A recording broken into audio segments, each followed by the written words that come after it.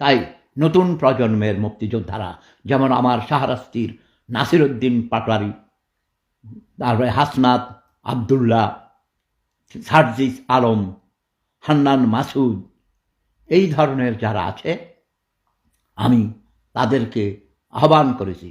নাহিদ ইসলাম ঢাকায় আমার গোরান এলাকার ছেলে। আমি চাই এই সব নতুন প্রজন্মের মুক্তিযোদ্ধাদের আপনারা পার্লামেন্টে পাঠাবেন। কোন দলে কোন জোটে গিয়েছে that is not my lookout. তারপরে রুমিন ফারহানা আমারই এক বড় ভাইয়ের সন্তান, আমি ব্যারিস্টার রুমিন ফারহানাকেও চাই। ব্যারিস্টার সুমন সিলেটের সেই কৃষি সন্তান, তাকেও জেলে ঢুকিয়ে রেখেছেন।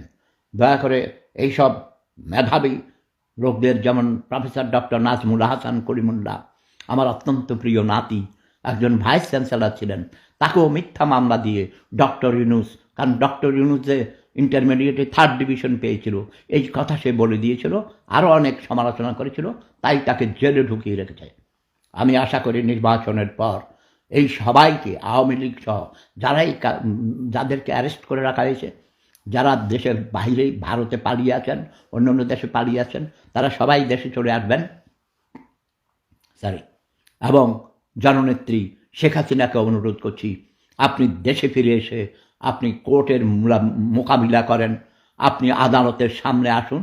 বাংলার জনগণ যদি মনে করে আপনাকে তারা জেলের তালা ভেঙে বের করবে, যেমন করে 1969 গণঅভ্যুত্থানে জাতির জনক বঙ্গবন্ধু শেখ মুজিবুর রহমানকে আমরা আইয়ুব শাহীর জেলের তালা ভেঙে মুক্ত করেছিলাম। জয় বাংলা, জয় জনতা, জয় মানবতা, প্রেম ধর্ম সেরা ধর্ম, লাভ ইজ পাওয়ার। আমার ভোট আমি দিব, যারে খুশি তারে দিব। দয়া করে আমাকে কেউ টেলিফোন করে বিরক্ত করবেন না, আমাকে জিজ্ঞেস করবেন না কাকে ভোট দিবেন। যদি আমাকে জিজ্ঞেস করেন আমি বলবো বিএনপিকে ভোট দিবেন, বিএনপিকে ভোট দিবেন, বিএনপিকে ভোট দিবেন। জয় জনতা, জয় মানবতা, প্রেম ধর্ম সেরা ধর্ম, লাভ ইজ পাওয়ার। আমি আমার প্রিয় ভাগিনা তারেক রহমানকে বাংলাদেশের প্রাইম মিনিস্টার হিসেবে দেখতে চাই।